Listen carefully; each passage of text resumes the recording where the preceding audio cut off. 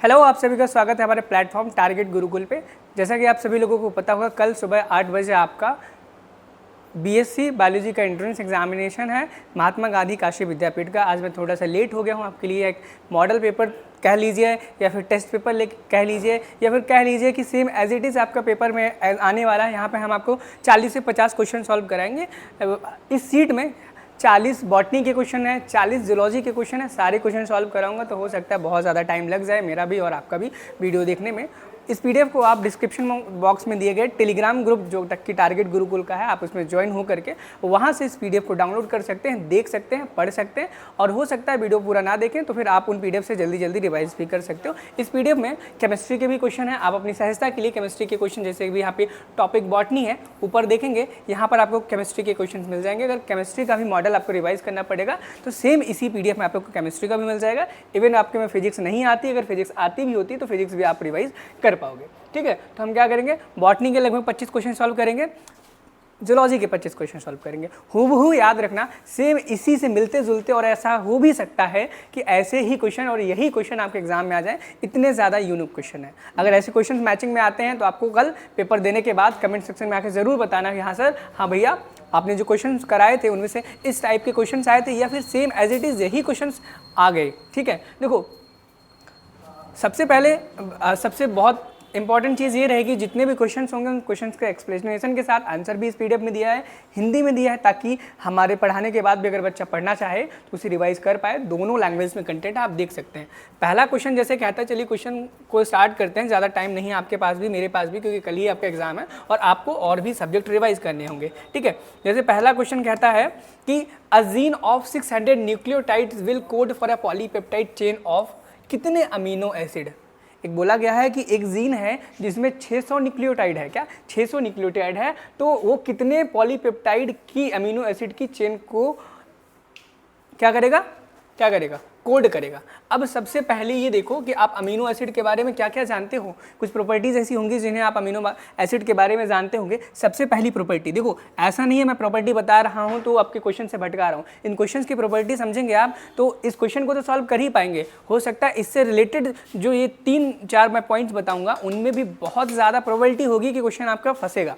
पहला, आपको पता होगा कि अमीनो एसिड कैसा होता है, ट्रिपलेट इन नेचर होता है। क्या होता है, ट्रिपलेट इन नेचर होता है। ट्रिपलेट इन नेचर होता है। देखो ऐसा बहुत ज़्यादा लिखूंगा नहीं, बताता जाऊंगा, जल्दी जल्दी शॉर्ट में करते जाना। ट्रिपलेट इन नेचर होता है। ठीक है, इसमें कोई भी कॉमा, कोई भी डैश, कोई भी पॉइंट नहीं होता है। अमीनो एसिड के कोड को लिखते समय, न्यूक्लियोटाइड्स को लिखते समय कोई भी नहीं होता है। और आपका अमीनो एसिड अनएम्बिगुअस होता है, आपको पता है। और आपका क्या, अमीनो एसिड यूनिवर्सल होता है। क्या होता है, अमीनो एसिड यूनिवर्सल होता है। ये पॉइंट्स याद रखना बहुत इंपॉर्टेंट है। इसी में एक पॉइंट आता है, amino acid is triplet in nature. क्या होता है, ट्रिपलेट इन नेचर, यानी कि अगर आपको एक अमीनो एसिड लिखना है, क्या अगर आपको एक अमीनो एसिड लिखना है तो उसमें 3 न्यूक्लियोटाइड्स कंटेन करेंगे। क्या 3 न्यूक्लियोटाइड्स आएंगे। अब याद करो, यूनिटरी मेथड है भैया। क्या यूनिटरी मेथड है। बोला गया है कि 600 न्यूक्लियोटाइड है तो कितने अमीनो एसिड हैं। सीधी सी बात है, आप यहाँ पे 600 को क्या कर दो, 3 से डिवाइड कर दो। ठीक है, ये 3 क्या है, 3 ट्रिपलेट है भैया, हमेशा 3 ही से डिवाइड होगा। अगर अमीनो एसिड बोला गया है, अमीनो एसिड निकालना है तो 3 से डिवाइड होगा। लेकिन अगर न्यूक्लियोटाइड पूछा जाए तो क्या करना, 3 से मल्टीप्लाई करना। तो यहाँ पर जब 3 से डिवाइड करेंगे तो कितना आ जाएगा, यहाँ पे 200 आंसर। क्या आ जाएगा, 200 आंसर आ जाएगा। कितना आ जाएगा, 200 आंसर आ जाएगा। नेक्स्ट क्वेश्चन पे मूव करेंगे। क्या नेक्स्ट क्वेश्चन पे मूव करेंगे। नेक्स्ट क्वेश्चन देखेंगे क्या कहता है। ये बहुत शानदार क्वेश्चन है।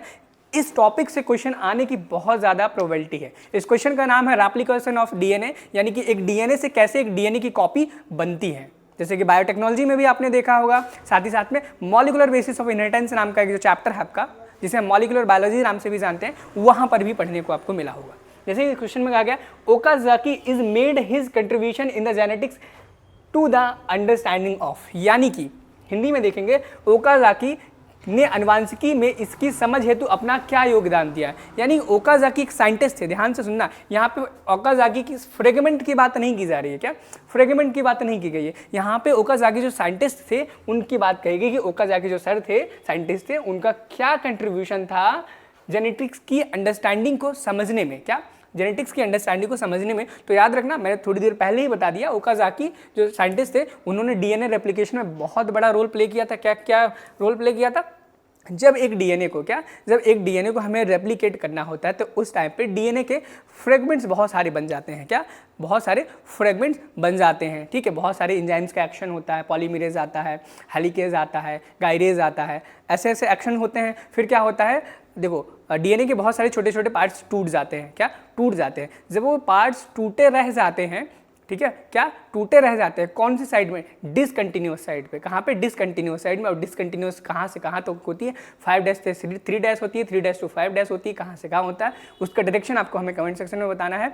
तो उस डिसकंटिन्यूअस साइड पे, क्या डिसकंटिन्यूअस साइड पे बहुत सारे डीएनए के जो फ्रेगमेंट्स रह जाते हैं, क्या डीएनए के फ्रेगमेंट्स को रह जाते हैं, उनको हम ओकाज़ाकी फ्रेगमेंट्स बोलते हैं। क्या बोलते हैं? ओकाज़ाकी फ्रेगमेंट्स बोलते हैं। और उन ओकाज़ाकी फ्रेगमेंट्स को कौन ज्वाइन कराता है? DNA ligase. क्या? डीएनए लाइगेज ज्वाइन कराता है ओकाज़ाकी फ्रेगमेंट्स को। क्या? डीएनए लाइगेज ओकाज़ाकी फ्रेगमेंट्स को लाइगेट कराता है, यानी कि जोड़ने में मदद करता है। मूव करेंगे नेक्स्ट क्वेश्चन में। नेक्स्ट क्वेश्चन कहता है कि रेस्पिरेटरी, ये बहुत इंपॉर्टेंट क्वेश्चन है क्लास 11th की रेस्पिरेशन वाला जो चैप्टर रेस्पिरेशन इन प्लांट है उससे है। ये क्वेश्चन कहता है respiratory question of the anaerobic respiration, यानी कि एनारोबिक रेस्पिरेशन हो रहा है तो वहाँ पे जो रेस्पिरेटरी क्वेश्चन है वो कितना होगा। क्या? वो कितना होगा। तो कितना होता है, देखो जब एनारोबिक की बात की जाए, किसकी? एनारोबिक। देखो अब रेस्पिरेटरी क्वेश्चन क्या होता है, इसकी डेफिनेशन, इसका फॉर्मूला मैं आपको नहीं बताने वाला हूँ, आपको खुद से पढ़ना। नहीं आता तो एक बार रिवाइज कर लेना, क्वेश्चन आने की बहुत ज़्यादा प्रोबेबिलिटी है। इस टॉपिक से रेस्पिरेटरी क्वेश्चन से आपके 3 क्वेश्चन बनने की प्रोबेबिलिटी है। पहला क्वेश्चन तो ये जो यहाँ पे दिया गया है कि किसका? Respiratory question of the anaerobic. Anaerobic की बात की जाए तो इनफाइनाइट हो जाएगा। क्या? एनारोबिक की बात की जाए तो इनफाइनाइट हो जाएगा। क्या हो जाएगा? इनफाइनाइट हो जाएगा। लेकिन क्या? लेकिन वहीं पर आपसे पूछा जाए कि रेस्पिरेटरी क्वेश्चन ऑफ कार्बोहाइड्रेट, क्या कार्बोहाइड्रेट का पूछा जाए तो इसका कार्बोहाइड्रेट का कितना होता है? कार्बोहाइड्रेट का 1 होता है। क्या होता है? याद रखना 1 होता है। और वहीं पर आपसे प्रोटीन की पूछी जाए, क्या प्रोटीन का रेस्पिरेटरी क्वेश्चन पूछा जाए तो 0.9 होता है, 0.9 जिसे हम बोल सकते हैं। और वहीं पर चौथा आपसे पूछा जा सकता है कि रेस्पिरेटरी क्वेश्चन फैट का कितना होता है। तो याद रखना, बहुत सारे बच्चों को कन्फ्यूजन होगा और होगा। अब देखो याद रखने के लिए आप क्या कर सकते हो, सबसे छोटा क्या लिखा है? 3 अक्षरों का फैट है, सबसे छोटा संख्या। इससे बड़ा क्या है? प्रोटीन है, प्रोटीन 0.9, उससे बड़ा क्या लिखा है? कार्बोहाइड्रेट लिखा है, वो कितना है? 1 है। अब आपको एनारोबिक को भैया याद करके जाना पड़ेगा। हर चीज़ के लिए ट्रिक नहीं याद कर सकते, हर चीज़ के लिए ट्रिक नहीं बना सकते। क्यों? क्योंकि एग्जाम टाइम में फिर आपको ट्रिक ही नहीं याद आई तो आप क्या करेंगे। इससे बेहतर रहेगा आप इसको याद करके जाएं, इसको ध्यान से याद कर ले। इसमें समझने जैसा कुछ नहीं, आपको याद ही करना पड़ेगा। ठीक है, या तो आपको वैल्यूज़ दी गई होंगी निकालने के लिए जो कि इम्पॉसिबल है अभी आपकी क्लास के लिए, तो आपको याद करके ही जाना पड़ेगा, इसी से क्वेश्चन आएगा। और हो सकता है रेस्पिरेटरी क्वेश्चन का आपसे फॉर्मूला पूछ ले, what is the formula of the respiratory question. तो एनसीईआरटी की किताब खोलना, रेस्पिरेशन इन द प्लांट जो चैप्टर है उसको खोलना, उसमें जाना, उसमें लास्ट टॉपिक लास्ट पेज पर ये चीज़ दी गई है, उसको पढ़ना, फॉर्मूले को याद कर लेना। ठीक है, बाकी आप मुझे कल बताना कि कौन कौन से क्वेश्चन मेरे द्वारा बताए गए आए, कौन कौन से नहीं आए। ठीक है, अब देखो अगला question, the undifferentiated sheath which encloses root cap in a monocot seed is termed as, यानी कि अविभेदित कोश जो एक बीजपत्री बीज में मूल गोप रूट कैप को संलग्न करता है निमन कला है कहलाता है। थोड़ा सा हिंदी में थोड़ा सा वीक हूँ क्योंकि हिंदी और बायोलॉजी की हिंदी पढ़ना तो ठीक है, चलता है, अच्छा है, बट हिंदी बायोलॉजी की पढ़ना, जीव विज्ञान की थोड़ा सा डिफिकल्ट पड़ जाता है, आपको भी पता होगा, ऐसे ऐसे शब्द आ जाते हैं। तो यही पूछा गया कि अनडिफरेंशिएटेड जो सीथ होता है रूट कैप का मोनोकॉट सीड में, उसे हम क्या कहते हैं। तो कोलियोराइजा बोलते हैं। क्या? कोलियोराइजा बोलते हैं। अगर वहीं पर आपसे किसकी बात की जाए, कॉटिलोडोन्स की बात की जाए, क्या कॉटिलोडोन्स की बात की जाए कि जो मोनोकॉट में जो कॉटिलोडोन होता है उसको हम क्या बोलते हैं, क्या बोलते हैं मोनोकॉट में, क्या मोनोकॉट में जो कॉटिलोडोन होता है उसको हम क्या बोलते हैं। तो याद रखना उसको स्कूटेलम बोलते हैं। क्या? स्कूटेलम बोलते हैं। ये बहुत फेमस क्वेश्चन है, ये एक स्कूटेलम वाला बहुत फेमस है और एक कोलियोराइजा वाला क्वेश्चन फेमस है, याद रखना। इसमें से भी आने की प्रोबेबिलिटी देखो, वही लास्ट टाइम पे क्वेश्चन कराऊंगा जिनके आने की संभावना सबसे ज़्यादा होगी आपके एग्जाम में। ठीक है, और नेक्स्ट क्वेश्चन पे मूव करेंगे। नेक्स्ट क्वेश्चन क्या कहता है, नेक्स्ट क्वेश्चन कहता है चूज द, देखो जो क्वेश्चन इंपॉर्टेंट होंगे मैं वही कराऊंगा, जो नहीं होंगे वो नहीं कराऊंगा। देखो ये क्वेश्चन बहुत ज़्यादा इंपॉर्टेंट नहीं है लेकिन आप कर लो, हो सकता है पूछ दिया। The choose the most correct reason for the development of PEN. PEN का फुल फॉर्म याद करके जाना, ये कलम हाथ से लिखने वाला नहीं है और पेन भी नहीं है, ये परमानेंट अकाउंट नंबर वाला भी ये फुल फॉर्म नहीं पूछा गया। यहाँ पे बोला गया पैन जिसका प्राइमरी एंडोस्पर्म न्यूक्लियस, ठीक है, नुसेलस, प्राइमरी एंडोस्पर्म नुसेलस फुल फॉर्म है, that proceed the development of zygote in the angiosperms. अब यहाँ पे करेक्ट रीजन पूछा गया कि डेवलपमेंट के लिए कौन सा है, ठीक है। पेन के विकास हेतु सबसे सही कारण चुने जो कि एंजियोस्पर्म में युग्म जनन यानी कि जाइगोट ब्रूड के विकास को आगे ले जाता है। भाई क्या करता है पेन का काम, क्या होता है, नरिशमेंट प्रोवाइड करना। क्या पेन का काम करता है, प्राइमरी एंडोस्पर्म न्यूक्लियस का क्या काम होता है, क्या होता है, नरिशमेंट प्रोवाइड कराना। तो इसका भी आंसर ही हो जाएगा this endosperm ensures nutrition for the embryo. बाकी के ऑप्शन आप पढ़ लेना, क्योंकि ऑप्शन पढ़ेंगे वीडियो बहुत ज़्यादा लेंदी हो जाएगी, आपको भी करने में बहुत असहजता महसूस होगी, ठीक है। और पीडीएफ आपको टेलीग्राम पे मिल ही जाएगी, अगर ना मिले तो इंस्टाग्राम का भी लिंक मेरे डिस्क्रिप्शन बॉक्स में दिया होगा। मैं बता देता हूँ इंस्टाग्राम अपनी आईडी, मेरी इंस्टाग्राम आईडी आपको मिल जाएगी सिद्धार्थ जाटव नाम से, ठीक है। स्पेलिंग देख लेना और बीच में कोई और अंडरस्कोर टीजी, ठीक है, टीजी जरूर लिखना नहीं तो नहीं मिलूंगा, सिद्धार्थ जाटव अंडरस्कोर टीजी, ठीक है। और अगर ना भी मिलूँ तो टारगेट गुरुकुल को फॉलो करना, उनकी फॉलोइंग लिस्ट में मैं आपको मिल जाऊंगा, ठीक है। नेक्स्ट क्वेश्चन पे मूव करें। नेक्स्ट क्वेश्चन कहता है alcohol fermentation by microbes to obtain different type of alcohol beverages is. क्या विभिन्न प्रकार के मादक पेय प्राप्त करने के लिए सूक्ष्म जीवों द्वारा अल्कोहल क्यूडन मतलब फर्मेंटेशन मुख्य रूप से किस चीज़ पर आधारित है, यानी कि यही बोला गया है आपसे बहुत सारे तरीके हैं माइक्रोब से फर्मेंटेशन करके अल्कोहल बनाने के, तो वो किस चीज़ पर बेस्ड है, क्या सिर्फ डिस्टिलेशन प्रोसेस पे है, टाइप ऑफ न्यूट्रिएंट मीडियम पे सिर्फ डिपेंड है, या फिर type of brewer's yeast used only. तो याद रखना इन सभी चीज़ों पे डिपेंड करता है, क्या इन सभी चीज़ों पे डिपेंड करता है कि डिस्टिलेशन प्रोसेस कौन सी है, मीडियम हमने कौन सा लिया है, साथ ही साथ में कौन सा हमने ईस्ट यूज़ किया है अल्कोहल को बनाने में, ठीक है, कौन सा ईस्ट यूज़ किया है अल्कोहल को बनाने में। नेक्स्ट क्वेश्चन क्या कहता है, ये क्वेश्चन भी बहुत जोरदार है। Prothallus is an independent gametophyte in. Prothallus किस में इंडिपेंडेंट गैमेटोफाइट है, तो याद रखना प्रोथेलस टेरिडोफाइट्स में इंडिपेंडेंट गैमेटोफाइट है। क्या अब देखो मैं आपको बता दूं, अगर आपसे पूछा जाए ब्रायोफाइट्स में, क्या ब्रायोफाइट्स में इंडिपेंडेंट कौन होता है, डिपेंडेंट कौन होता है, इंडिपेंडेंट कौन होता है, तो ध्यान देना, थोड़ा सा सबर करके देख लो, पढ़ लो। देखो यहाँ पे इंडिपेंडेंट बोल दिया कि इसके बारे में प्रोथेलस और ठीक है टेरिडोफाइट्स। अगर हम वही ब्रायोफाइट्स की बात करें, क्या ब्रायोफाइट्स की बात करें, ठीक है, तो इसमें जो गैमेटोफाइट होता है, क्या गैमेटोफाइट होता है, ये इंडिपेंडेंट होता है। इंडिपेंडेंट मतलब ये ग्रीन होता है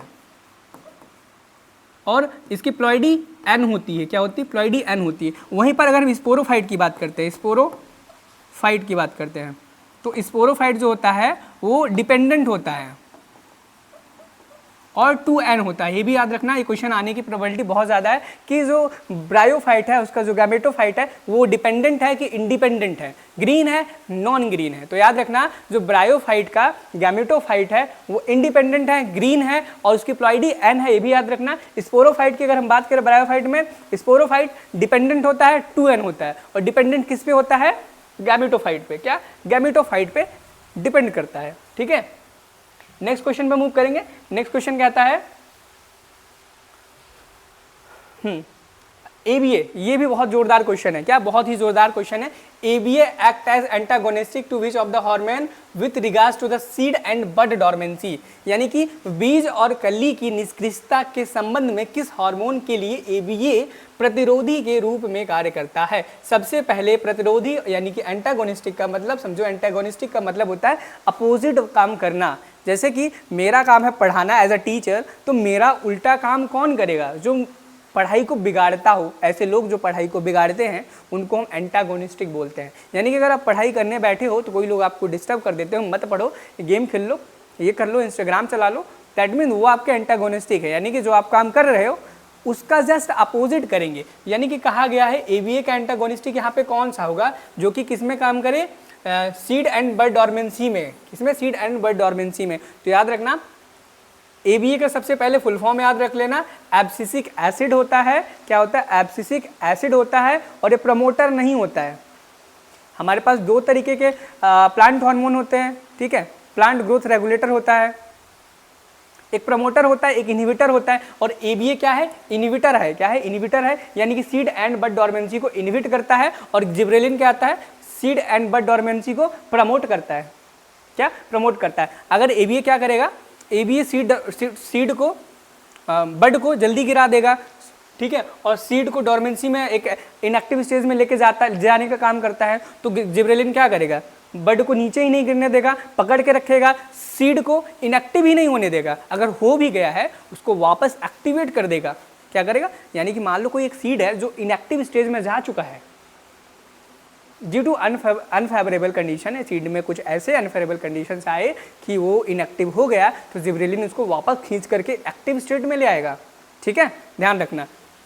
एंटागोनिस्टिक का क्या होता है? अपोजिट। और या भी ऑक्सिन का एंटागोनिस्टिक क्या होता है? बुक से देख लेना, पढ़ लेना और मुझे एक बार कमेंट में बता देना। ठीक है, तो ये क्वेश्चन बायोटेक्नोलॉजी से बायोटेक्नोलॉजी के एप्लीकेशन से है।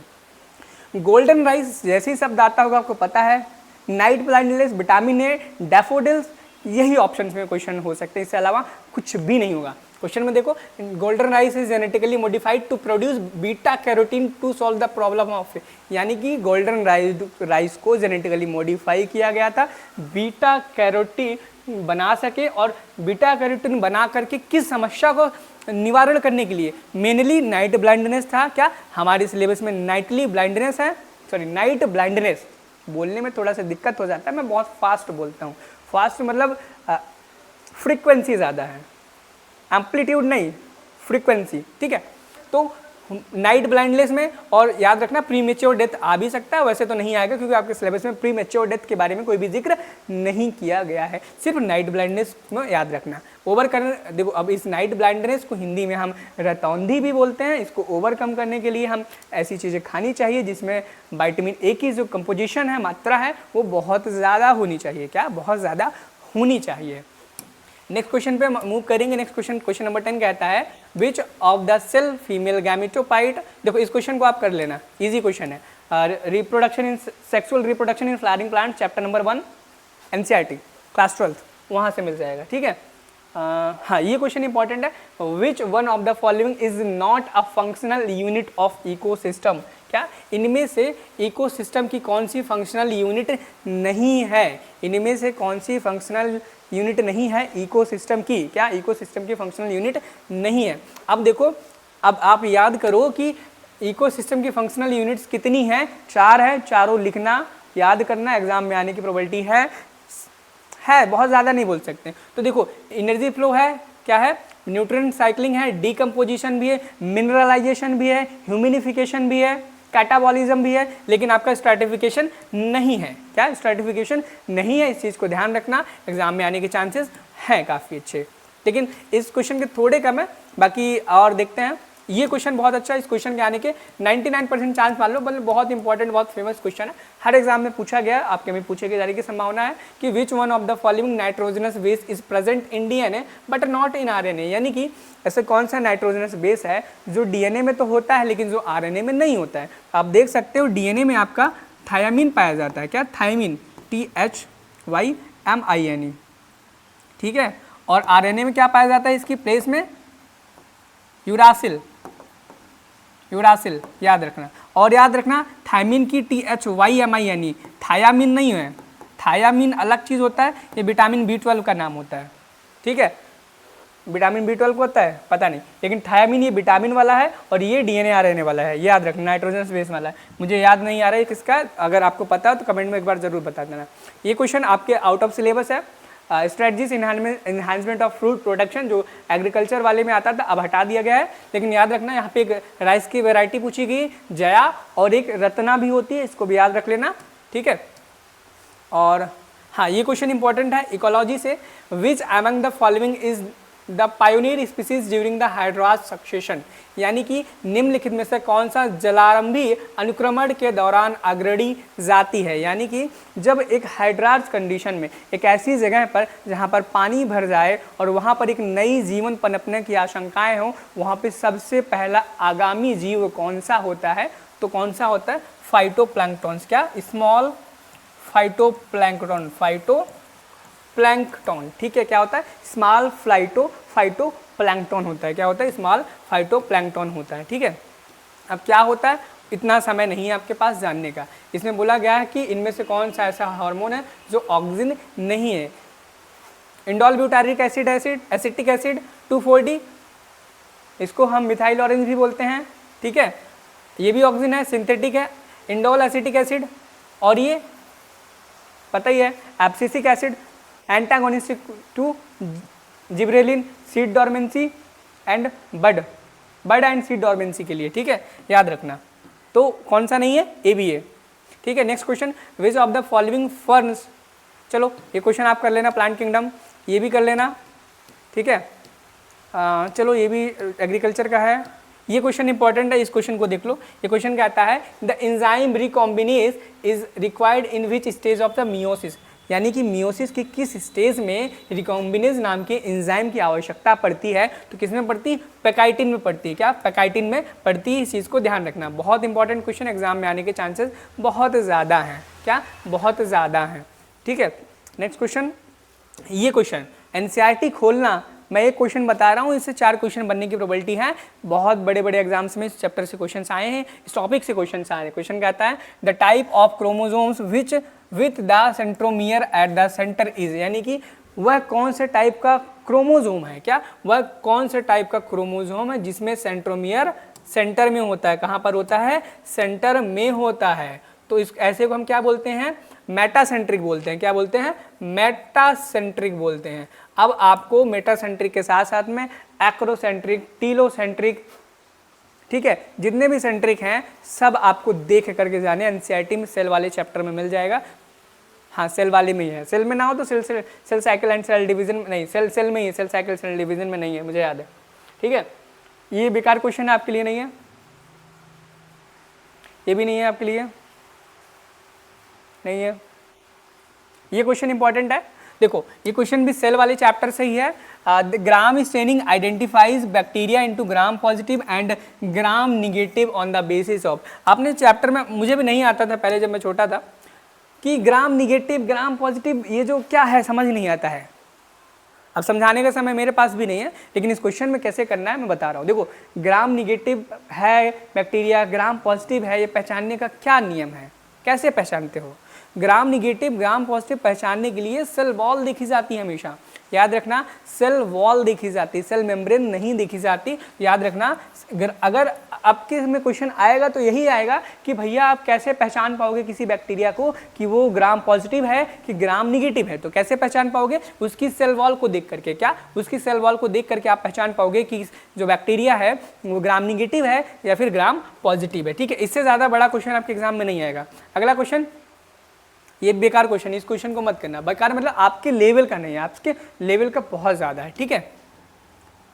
हाँ, ये क्वेश्चन इंपॉर्टेंट है, ये थोड़ा सा क्वेश्चन अधूरा है, ठीक है। इस क्वेश्चन में कहा गया if a cell in the stem of the plant has 24 chromosome, यानी कि एक प्लांट है उसके स्टेम की सेल में 24 क्रोमोसोम है। क्या, 24 क्रोमोसोम है। Then number of chromosome would be, यहाँ पे इन गैमीट्स लिखना चाहिए। क्या, गमीट्स लिखना चाहिए। तो बोला गया है कि गमीट्स में कितने होंगे, तो 24 हो जाएंगे। 24 अगर हमारे सेल में हैं, सेल में 2n होते हैं, और गमीट में कितने होते हैं, गमीट में सिर्फ n होते हैं। n अगर ये 24 है तो 12 हो जाएगा, सीधी सी बात है। गमीट में आधे होते हैं ना, आधे होते हैं, n होते हैं, n नंबर्स होते हैं क्रोमोसोम्स की, ठीक है। याद रखना, याद क्या रखना, सिंपल सी बात है यार। यहाँ पे जरूरी नहीं है प्लांट का एग्जांपल देके पूछे। अभी आपसे गैमीट का पूछा गया, क्या पता गैमीट दे करके प्लांट सेल का पूछ ले, तब आपको बताना पड़ेगा। क्या पता एक गैमीट का, फीमेल गैमीट का पूछा गया है और मेल गैमीट का पूछ दे, मतलब बोल जाए कि एक प्लांट सेल है जिसकी मेल गैमीट में 12 क्रोमोसोम है, उसी कैटेगरी की, उसी स्पीसीज की, उसी फाइलम की, जो फीमेल गैमेटोफाइट या फीमेल गैमीट होगा उसमें कितने नंबर ऑफ क्रोमोसोम होंगे, भाई उतने ही उसमें भी होंगे, उससे ज़्यादा नहीं होंगे। जैसे 12 हैं तो 12 ही रहेंगे उसमें। तो ये लॉजिक की बात है जो आपको एक दिन में नहीं आएगी, समय के साथ पढ़ने पर आती है, और आप शायद वो समय खो तो नहीं चुके, मैं आपको फिर मौका मिलेगा क्लास बीएससी में पढ़ने के लिए। और देखो इस क्वेश्चन में मैं बताता हूँ आपको एक इम्पॉर्टेंट क्वेश्चन, हाँ ये याद रख लेना, क्वेश्चन आ सकता है ये कि फ्लूइड मोज़ेक जो मॉडल है उसको किसने दिया था, सिंगर एंड निकोलसन, एक साइंटिस्ट थे, एक नहीं दो थे, उन्होंने प्रपोज किया था फ्लूइड मोज़ेक मॉडल, किसका, सेल मेम्ब्रेन का, किसका, सेल मेम्ब्रेन का दिया था। अगला क्वेश्चन है, देखो ये क्वेश्चन तो अलग है, मैं इस क्वेश्चन को अलग बताऊंगा आपको। देखो इस क्वेश्चन में पूछा गया है कि rubisco is the most abundant enzyme in the world because, क्यों है ये पूछा गया, आप पढ़ लेना, आने की प्रोबेबिलिटी है, लेकिन मैं जो बता रहा हूँ वो भी आने की ज़्यादा प्रोबेबिलिटी है। मेरा ये है कि पूरे विश्व का, पूरे बायोस्फीयर का, वर्ल्ड का सबसे मोस्ट एबंडेंट एंजाइम कौन सा है, नाम सीधे लिखा है, आप देख लो। बाकी के जो क्वेश्चन है बॉटनी के आप खुद पढ़ लेना, एक ही क्वेश्चन बचा, शायद 30 क्वेश्चन थे, वाओ गजब। चलो इसको भी देख लेते हैं, एक लास्ट क्वेश्चन बचा, the cytoplasmic connection between adjacent cells are called, ये बहुत ही मजेदार एंड वाव वाला क्वेश्चन है। क्या वाव वाला क्वेश्चन है, क्वेश्चन एग्जाम में आता है, ठीक है, देख लेना। साइटोप्लाज्मिक कनेक्शन के बीच में कौन सा वो होता है, क्या होता है, कनेक्शन कौन सा होता है, दो सेल्स की साइटोप्लाज्म के बीच में कौन सा कनेक्शन होता है, प्लाज्मोडेस्मेटल कनेक्शन होता है, याद रखना। सेल गैप जंक्शन, सीमेंटिंग, ये सब पढ़ लेना एक बार। अब भाई इतना समय नहीं है मुझे पता है, अब फिर क्या कर सकते हैं, अब जूलॉजी के कुछ इंपॉर्टेंट क्वेश्चन कर लेंगे।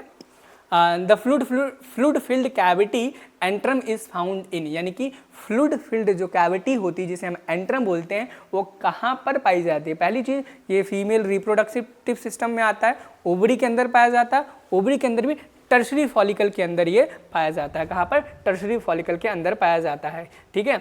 अब एस्कॉर्बिक एसिड को हम किस अदर नाम से जानते हैं, एस्कॉर्बिक एसिड को विटामिन सी नाम से हम जानते हैं, किस नाम से जानते हैं, विटामिन सी नाम से जानते हैं, ठीक है। और आप विटामिन ए का भी याद कर लेना, सी का भी, डी का भी, बी का भी, ठीक है, एक बार देख लेना। देखो name the vitamin formed from carotene which is a vegetable pigment, carotene आपको मिल गया, कैरोटीन विटामिन ए का है, देख लो आप, इसको भी याद कर लेना, मिल गया, सेम ही सेम क्वेश्चन। देखो ये आपका ह्यूमन फिजियोलॉजी से है, डाइजेशन वाले चैप्टर वैसे तो एनसीईआरटी में नहीं है, लेकिन आप क्वेश्चन को देख लेना। Name the duct formed when the cystic duct join the hepatic duct, जब सिस्टिक डक्ट और हिपैटिक डक्ट जब मिलती है आपस में, क्या, तो जो डक्ट फॉर्म होती है उसको क्या बोलते हैं, कॉमन बाइल डक्ट, क्या, कॉमन बाइल डक्ट बोलते हैं, क्या बोलते हैं, common bile duct. Dermatitis, diarrhoea, dementia are the symptoms of the deficiency of, ये क्वेश्चन आपके में नहीं है, लेकिन याद रखना अगर डायरिया सिर्फ बोल दिया जाए तब विटामिन B3 लिख देना आप, ठीक है, मतलब टिक कर देना। ये क्वेश्चन भी आपके सिलेबस में नहीं, लेकिन फिर भी पढ़ो। The circular muscles found at the junction of the stomach and the duodenum, यानी कि सर्कुलर मसल्स हैं जो कि स्टमक एंड डिओडेनम जहाँ पर मिलती हैं उसके जंक्शंस में पाई जाती हैं, उसको हम क्या बोलते हैं, क्या बोलते हैं, पाइलोरिक स्फिंक्टर। क्या, पाइलोरिक स्फिंक्टर कहाँ पर पाया जाता है, जहाँ पर आपका स्टमक और डिओडेनम मिलते हैं आपस में, उस जगह पे कुछ सर्कुलर मसल्स पाई जाती हैं, उनको हम पाइलोरिक स्फिंक्टर बोलते हैं। और स्फिंक्टर का काम क्या होता है, फूड को बैकवर्ड फ्लो होने से बचाना। जैसे आपने पढ़ा होगा कि आपकी जो वेन्स होती हैं, वेन्स में वॉल्स होता है जो ब्लड के बैकवर्ड फ्लो से बचाती है, सेम उसी प्रकार से हमारे जो ये जो फूड पाइप है पूरी ऊपर से, ठीक है, नीचे तक, इसमें बहुत सारे स्फिंक्टर पाए जाते हैं जो कि backward flow of defecation, food और काइल बहुत सारी चीज़ों को बैकवर्ड फ्लो से बचाते हैं, ठीक है। नेक्स्ट क्वेश्चन पे मूव करेंगे, change. Corpus luteum is formed, यानी कि कॉर्पस ल्यूटियम कब बनता है, कहाँ से निर्मित होता है, आगे देखते हैं। देखो कॉर्पस ल्यूटियम कैसे बनता है, ग्राफियन फॉलिकल से बनता है, क्या, ग्राफियन फॉलिकल से बनता है, याद रखना, क्वेश्चन आता है एग्जाम में, ठीक है। अगला क्वेश्चन बहुत, ये तो बच्चों का फेवरेट क्वेश्चन लगभग क्वेश्चन है, which of the following is a birth control device used by a male, एक मेल द्वारा बर्थ कंट्रोल डिवाइस कौन सा यूज़ किया जाता है, मेल के द्वारा। तो ऑप्शन में कॉपर टी, डायफ्राम, कॉन्डम, तो कॉन्डम ही सभी को पता है, बाकी कॉपर टी फीमेल यूज़ करती है, डायफ्राम भी फीमेल यूज़ करती है, और ओरल पिल भी फीमेल ही यूज़ करती है। इन सबके लेने के तरीके अलग होते हैं, लाइक डायफ्राम का यूज़ करने का तरीका अलग होता है, कॉपर टी का अलग होता है, ओरल पिल्स का तरीका अलग होता है। ठीक है, नेक्स्ट क्वेश्चन पे मूव करें। नेक्स्ट क्वेश्चन कहता है which of the following is exocrine secretion, यानी कि इनमें से ऐसा कौन सा सिक्रीजन है जो एक्सोक्राइन है, बाकी के इंडोक्राइन है। देखो एक्सोक्राइन का होता है, इंडोक्राइन का होता है। एक्सोक्राइन होता है जो किसी डक्ट के थ्रू ना हो, डायरेक्ट सिक्रीशन हो जाए। क्या? डायरेक्ट सिक्रीशन हो जाए, डक्टलेस सिक्रीशन, है ना, यही तो होता है एक्सोक्राइन, यही होता है ना। तो सलाइवा, ठीक है, और बाकी ऑक्सीटोसिन, थायरोक्सिन, वाजोप्रेसिन, पता है आपको। डायरेक्ट कैसे होगा? ब्लड में मिक्स होकर के होता है। क्या? ब्लड में मिक्स होकर के होता है। अगला question, the mass of neuron in the peripheral, नहीं है। हाँ भाई, बहुत इंपॉर्टेंट क्वेश्चन है। The mass of neurons in the peripheral nervous system is called, यानी कि न्यूरॉन्स का मास, मतलब अगर न्यूरॉन्स बहुत ज़्यादा इकट्ठे हो गए हैं, क्या बहुत ज़्यादा न्यूरॉन्स इकट्ठे हो गए हैं पेरिफेरल सिस्टम में, पेरिफेरल नर्वस सिस्टम में, तब उसको आप क्या बोलोगे? उसको गैंग्लिया बोलोगे। क्या? गैंग्लिया बोलोगे। अब नर्व्स ट्रैक्ट्स न्यूक्लियाई किसे बोलते हैं, ये भी पढ़ के जाना, गारंटी है। इस 4 ऑप्शन और एक क्वेश्चन से एक क्वेश्चन जरूर मिलेगा, मतलब इस एक क्वेश्चन के 4 ऑप्शन से एक क्वेश्चन जरूर मिलेगा, ये मेरा आपसे प्रॉमिस है। नेक्स्ट क्वेश्चन पे मूव करेंगे, क्वेश्चन नंबर 11 पे। 11 क्या कहता है? 11 कहता है, अ पॉपुलेशन हैविंग, ये बहुत इजी क्वेश्चन है, रिप्रोडक्टिव हेल्थ चैप्टर से। A population having mostly young age group means, यानी कि जनसंख्या में अधिकांशतः युवा आयु वर्ग के लोगों की होने का क्या अर्थ है? यही अर्थ है भाई, किसी भी जनसंख्या में अगर युवाओं की बहुत ज़्यादा जनसंख्या है तो क्या इसका तात्पर्य? यही तात्पर्य है कि भाई इस जनसंख्या में युवा बहुत ज़्यादा है, यानी कि बर्थ रेट बहुत ज़्यादा हाई है। तो बर्थ रेट इज़ हाई, अगर यहीं पे बोला जाता कि मोस्टली यंग है, मतलब मिनिमम होते, तो भाई मिनिमम बर्थ रेट बोल देते हैं, बर्थ रेट इज़ लो बोल देते, या डेथ रेट हाई बोल देते, दोनों पहलू ठीक है क्वेश्चन के। ठीक है, नेक्स्ट क्वेश्चन देखेंगे, क्वेश्चन नंबर 12। अगला क्वेश्चन कहता है कि the cause of ovulation in a female is attributed to, यानी कि मादा में अंडोत्सर्ग का कारण निम्न में से किसको माना जाता है? यानी कि अगर फीमेल में ओवुलेशन होता है तो उसका कारण किसे माना जाता है? क्या किसे माना जाता है? क्या inhibits FSH, stimulate LH secretion by anterior pituitary only, all of these, increase salt concentration, increase, ठीक है, option 2 all of these correct. देखते हैं आंसर क्या है, चारों हैं, आपको पता होना चाहिए। और देखना, कोशिश करना, अगर आपके क्वेश्चन में ऑल ऑफ दीज दिया है तो all of these he answer लगाना। 99% चांसेस हैं कि आपका क्वेश्चन सही होगा, मतलब 0, बहुत कम चांसेस हैं कि आपका आंसर गलत जाए। क्या? बहुत कम चांसेस हैं कि आंसर गलत जाए। ठीक है, ये क्वेश्चन बहुत इंपॉर्टेंट है, बट आपके सिलेबस में नहीं है, आउट ऑफ सिलेबस क्वेश्चन दिया तो आने की बहुत ज़्यादा संभावना है, क्योंकि बहुत ज़्यादा लोकप्रिय क्वेश्चन है ये। ठीक है, एनिमल ब्रीडिंग का। The best method to overcome inbreeding depression, inbreeding depression एक तरीके की बीमारी, जेनेटिक डिसऑर्डर बोल सकते हैं। जेनेटिक डिसऑर्डर वैसे है नहीं है, ये बोल सकते हैं, ये तब होती है जब हम सेम लाइन की, क्या सेम लाइन की स्पीसीज को एक दूसरे से मेटिंग कराते रहते हैं एनिमल्स में, तो इसको ओवरकम करने के लिए हम आउट क्रॉसिंग करा दें। क्या? आउट क्रॉसिंग करा दें। जैसे मान लो एग्जाम्पल के तौर पे आपके घर पे एक बकरी है, एक बकरा है, ठीक है, दोनों ने रिप्रोडक्शन किया, एक नया दो तीन नए बच्चे आ गए, फिर उन्होंने आपस में रिप्रोडक्शन किया, फिर आपस में रिप्रोडक्शन, फिर इसमें क्या होता है कि एक डिसऑर्डर आने लगता है, जिसको हम क्या बोलते हैं, इनब्रीडिंग डिप्रेशन बोल देते हैं। क्या? इनब्रीडिंग डिप्रेशन बोल देते हैं, यानी कि बहुत सारे ऐसे कैरेक्टर्स हैं जो सेग्रीगेट होकर के अलग हो जाते हैं, बॉडी से निकल जाते हैं, वो फिर देखने को नहीं मिलते हैं, उसमें बहुत ज़्यादा दिक्कतें परेशानियाँ मतलब जो अच्छी अच्छी क्वालिटीज़ होती है वो चली जाती हैं। तो इस चीज़ से बचने के लिए हम क्या करते हैं, आउट ब्रीडिंग करा देते हैं। आउट ब्रीडिंग या आउट क्रॉसिंग आउट ब्रीडिंग नहीं, आउट क्रॉसिंग कराएंगे। क्या? आउट क्रॉसिंग, यानी कि किसी अलग दूर वाले से कम 3 से 4 एंसेस्टर पुराने वाली एक किसी मेल गॉड या फीमेल गॉड से उसका रिप्रोडक्शन कराएंगे, मीटिंग कराएंगे, तब जाकर के ये आउटब्रीडिंग जो डिप्रेशन है वो खत्म हो जाएगा। ठीक है, ये चैप्टर हटा दिया गया। ये क्वेश्चन बहुत इंपॉर्टेंट है, इकोलॉजी का है। Which one of the following is not included in in situ conservation. अब सबसे पहले तो ये जानो कि इंसिटू कंजर्वेशन होता क्या है। वैसे इंसिटू, इनका मतलब आपको पता ही होगा कि इनका मतलब होता है अंदर, सिटू कंजर्वेशन, यानी कि एक ऐसा कंजर्वेशन जो जिस चीज़ की कंजर्वेशन की हम बात करेंगे वो उसी के स्थान पर, उसके जन्म के स्थान पे, उसके नेचुरल स्थान पर ही किया जाए।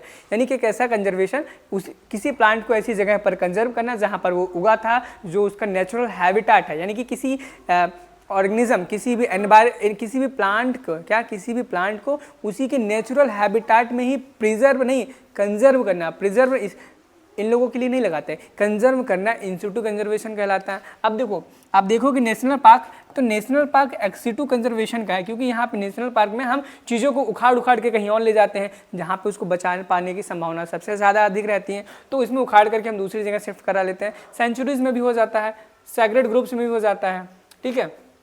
सॉरी, हाँ, ये इन सिटू के एग्जाम्पल, ये इन सिटू यानी कि नेशनल पार्क में जो चीज़ें होती हैं वो वहीं रहेंगी, बाहर हम इनको नहीं लेके जा सकते इनके कंजर्वेशन के लिए। सेम चीज़ है सेंचुरी में भी ये होता है, इनको उन्हीं के एनवायरनमेंट में, उन्हीं के हैबिटाट में ही कंजर्व किया जाता है। सैक्रेड ग्रुप्स में भी हम क्या करते हैं, उन्हीं के एनवायरनमेंट में, उन्हीं के हैबिटाट में भी कंजर्व करते हैं। लेकिन बॉटेनिकल गार्डन में ऐसा नहीं है। आप बॉटेनिकल गार्डन यानी कि एक पार्क को मान सकते हो, पार्क एक बॉटेनिकल गार्डन, वहाँ आप जाओगे तरह तरह के दूर दूर से ला करके स्पेसिमेंट्स को रखा गया होता है, तो वो एक्स सिटू का एग्जाम्पल है, इन सिटू नहीं है, ठीक है। याद रखना, इंपॉर्टेंट क्वेश्चन है, इन सिटू एक्स सिटू पढ़ लेना, एग्जाम में क्वेश्चन आ जाता है इससे बहुत। ये क्वेश्चन आप पढ़ लेना, इवोल्यूशन का है। ये क्वेश्चन आपका हटा दिया गया है, जो चैप्टर था लिविंग वर्ड उससे है। अब देखो ये क्वेश्चन इंपॉर्टेंट है, बहुत ज़्यादा इंपॉर्टेंट है, बच्चे बहुत ज़्यादा कंफ्यूज ही रहते हैं। The current sequence of hierarchy in the biological classification, यानी कि क्लास, किंगडम, ऑर्डर, फाइलम, इसका सही क्रम क्या है, ऊपर से नीचे देखना। सबसे बड़ा किंगडम होता है क्या, किंगडम से पहले, किंगडम के बाद क्या आता है, किंगडम के बाद आपने फाइलम पढ़ा होगा, kingdom, phylum, class, order, family, genus, species. तो ऑप्शन नंबर 3 करेक्ट है। याद रखना, क्वेश्चन आने की 99.9999% प्रोबेबिलिटी इस क्वेश्चन की आने की, ठीक है। अगला क्वेश्चन है कि the system in which fails in the person with AIDS, यानी कि एक व्यक्ति को अगर एड्स हो गया है तो वो किस चीज़ में फेल हो जाता है, किस चीज़ में कार्य नहीं कर पाता है। क्या एड्स हो जाने के बाद व्यक्ति डाइजेशन नहीं कर पाता है, बताएंगे। पुल्मोनरी में कोई दिक्कत आ जाती है, फुसफुसी, या फिर नर्वस सिस्टम उसका खराब हो जाता है, या डिफेंस मैकेनिज्म खराब हो जाता है। भाई इसका नाम है एक्वायर्ड इम्यूनोडेफिशिएंसी सिंड्रोम, यानी कि डेफिशिएंसी क्रिएट करेगा। क्या डेफिशिएंसी क्रिएट करेगा, किसकी, स्टमक की नहीं, आपके डिफेंस मैकेनिज्म में बहुत ज़्यादा डेफिशिएंसी ला देगा, उसको वीक कर देगा, आपकी इम्यूनिटी को खराब कर देगा, जिसकी वजह से तरह तरह की बीमारियां आपकी बॉडी पर अटैक करती हैं, जिसकी वजह से अल्टीमेटली व्यक्ति की डेथ हो जाती है, ठीक है। एड्स का एक्वायर्ड इम्यूनो डिफिशिएंसी सिंड्रोम होता है। HIV human immuno deficiency virus उसका नाम होता है, याद रखना। फुल फॉर्म आने के चांसेस है, बहुत बार पूछ लिया जाता है, छोटा मोटा एग्जाम नहीं है आपका, बट पूछ लिया जाता है, ठीक है। ये भी आपका उससे है, पहले चैप्टर से क्वेश्चन है, सॉरी ह्यूमन फिजियोलॉजी के पहले चैप्टर से है भाई, है। अब ये मस्त क्वेश्चन है, क्राई डू चैट सिंड्रोम पूछा गया है। ऑटोसोमल डिसऑर्डर है किसके कारण, डिलीशन, सबको पता है भाई, रटा हुआ है, नहीं रटा तो रट लो, ठीक है। अब पूरा तो पढ़ोगे नहीं रात भर में इतना सब कुछ। एक ये important question, the instrument that helps in the clinical assessment of pulmonary function, यानी कि यह उपकरण जो फुफ्फुसी प्रकार के नैदानिक आकलन में मदद करता है, ठीक है। स्पायरोमीटर, यानी कि अगर आप इसके जो मेजरमेंट है कितना है पर मिनट, एक व्यक्ति कितना ब्रीथिंग रेट रखता है एक हेल्दी मैन, तो याद रखना हम 12 से 16 टाइम्स पर मिनट याद रखना। इसको हम मीजर किससे करते हैं, स्पायरोमीटर से करते हैं। क्या करते हैं, स्पायरोमीटर से करते हैं, याद रखना। क्या, स्पायरोमीटर से करते हैं, याद रखना। अगला question, glial cells are most abundant cells in, यानी कि जो ग्लायल सेल्स होती हैं वो सबसे ज़्यादा कहाँ पर पाई जाती हैं। क्या ग्लायल सेल्स लिवर में पाई जाती हैं, बिल्कुल नहीं। लिवर्स में कफर सेल्स पाई जाती हैं, कफर सेल्स पाई जाती हैं। किडनी में हेपेटिक सेल्स पाई जाती हैं। गॉल ब्लैडर में पाई जाती होंगी भैया, हमें क्या मतलब है अभी नहीं पता, अलग बात है। नर्वस सिस्टम में पाई जाती है, क्या, ग्लायल सिस्टम, ठीक है। नेक्स्ट क्वेश्चन पे मूव करेंगे। Reptiles have 3 chambered heads except, यानी कि जो रेप्टाइल्स होते हैं उनमें 3 चैम्बर्ड हेड देखने को मिलता है, लेकिन एक ऐसा जीव है, एक ऐसा जंतु है जिसमें 3 हेड देखने को नहीं मिलते हैं, लेकिन वो रेप्टाइल की कैटेगरी में आता है। तो कौन है वो, अपने मगरमच्छ भैया, ठीक है। मगरमच्छ ऐसा एक रैप्टाइल है जिसमें 3 चैम्बर्ड हार्ट नहीं होता है, उसके अंदर same as mammal as bird 4 chambered heart होता है, याद रखना क्या 4 चैम्बर्ड हार्ट होता है। बहुत इंपॉर्टेंट क्वेश्चन है, एक्सेप्शन वाले क्वेश्चन अगर एग्जाम में हमेशा ही पूछे जाते हैं। इनमें से बोला गया है कि कौन सा ट्रीटमेंट कैंसर का नहीं है, क्या कीमोथेरेपी है, बिल्कुल है, इम्यूनोथेरेपी है, बिल्कुल है, रेडियोथेरेपी, रेडिएशन थेरेपी बिल्कुल है, लेकिन फिजियोथेरेपी नहीं है कैंसर का ट्रीटमेंट। क्या physiotherapy is not a treatment of cancer, क्या physiotherapy is not the treatment of cancer. ठीक है, अगला क्वेश्चन है, हाँ ठीक है, इसको भी आप पढ़ लेना यार, वो इजी क्वेश्चन है, चार्ट से है, वो इकोलॉजी वाले से, ये इंपॉर्टेंट क्वेश्चन है। ठीक है, बायोटेक्नोलॉजी से है। क्वेश्चन कहता है after sale electrophoresis the separated DNA fragments can be visualised only after. देखो इस क्वेश्चन में कहा गया है सेल इलेक्ट्रोफोरेसिस एक प्रोसेस होती है, मेथड होता है जिससे हम डीएनए के फ्रेगमेंट्स को सेपरेट करते हैं। हमें एक डीएनए को फ्रेगमेंट को सेपरेट करने के लिए साइज के अकॉर्डिंग, किसके अकॉर्डिंग, साइज के अकॉर्डिंग हम सेल इलेक्ट्रोफोरेसिस नाम की एक प्रक्रिया के से गुजरते हैं। उसके बाद जो उसके फ्रेगमेंट्स हैं वो हमें विजिबल नहीं होते हैं। तो विजुअल करने के लिए हमें क्या करना पड़ता है, हमें इथिडियम ब्रोमाइड नाम की एक डाई होती है, उससे स्ट्रेन करना पड़ता है, उसके बाद अल्ट्रावायलेट रेज उस पर डालनी पड़ती है, तब हमें वो ब्राइट ऑरेंज कलर में दिखता है। क्या ethidium bromide followed by expose to UV light as high bright orange colour band दिखते हैं। ऑप्शन नंबर ए करेक्ट है, देख लेना। ठीक है, अगला क्वेश्चन 27 आप पढ़ो भैया। ठीक है, और भाई ये क्वेश्चन इंपॉर्टेंट है बहुत ज़्यादा, देख लेना। The fast block to polyspermy occurs due to, किसके, influx of sodium plus and depolarisation of ovum membrane Na+।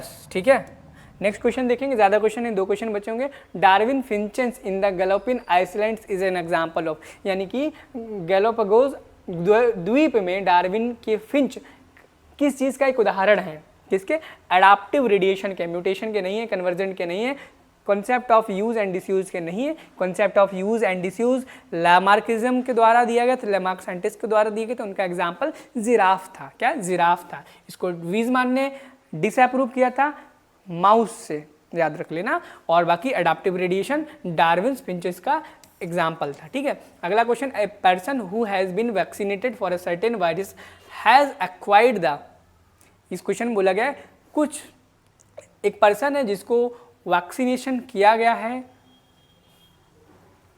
ठीक है, तो वैक्सीनेशन किया गया, आर्टिफिशियल एक्टिव इम्यूनिटी प्रोवाइड की गई उसको, आर्टिफिशियली हमने एक्टिव इम्यूनिटी दी है ना उसको, वही पूछा गया। चलो खत्म अपना, मतलब हमने लगभग जूलॉजी के मैक्सिमम क्वेश्चन किए, बॉटनी के थोड़े छोटे हैं, एक बार आप देख लेना। और इन क्वेश्चंस को अगर आप पढ़ना चाहते हो खुद से, केमिस्ट्री के भी क्वेश्चन आप देख लेना इसमें। और इसकी पीडीएफ आपको कहाँ से मिल जाएगी, आप तो या तो टेलीग्राम पे मिल जाएगा टारगेट गुरुकुल के, या फिर आप मेरा जीमेल बोल रहा हूँ, क्या पाप करता है अपन, इंस्टाग्राम पे मैसेज कर देना, कहीं भी कर देना यार, टारगेट गुरुकुल का कोई भी टीचर दिखे, कोई भी कुछ भी दिखे, बस मैसेज कर देना कि MG के भी कल सुबह एग्जाम है, जल्दी से हमें पीडीएफ दे दो, आपको मिल जाएगी। तो ठीक है, चलो आपका एग्जाम कैसा रहा कल हमें कमेंट सेक्शन में आके एक बार जरूर बताना कि आपने क्वेश्चन कराया, हमारा एग्जाम अच्छा गया, आपके द्वारा बताए हुए क्वेश्चन आए, या फिर आपने जो प्रेडिक्शंस बताई थी उससे मिलते जुलते क्वेश्चन, जैसे मैं इनके अलावा भी कुछ एक्सप्लेनेशन देता हूँ, भाई ये पढ़ लेना, इस क्वेश्चन से ये वाला पार्ट निकालो, यहाँ थोड़ा सा रट लेना, ये पढ़ लेना, उनसे क्वेश्चन आ गया, ये एज इट इज़ आ गया। एग्जाम देने के बाद एक बार रिव्यू जरूर देना, वीडियो के कमेंट सेक्शन में आकर जरूर देना, मैं जरूर देखूंगा और हर बच्चे का रिप्लाई करने की जरूर पूरी से पूरी कोशिश करूंगा। मिलते हैं फिर कभी बहुत जल्दी आपके सामने। Thank you, have a nice day.